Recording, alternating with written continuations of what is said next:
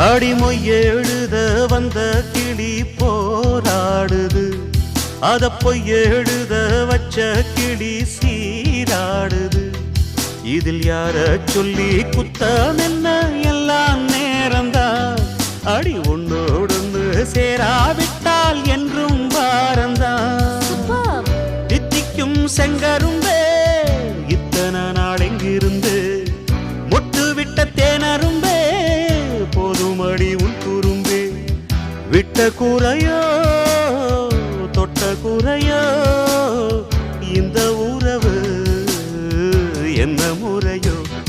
ஒரு கோல கிளி சோடி தன்ன தேடுது தேடுது மான், அது திக்க விட்டு திசைய விட்டு நிக்குது நிக்குது முன்னே.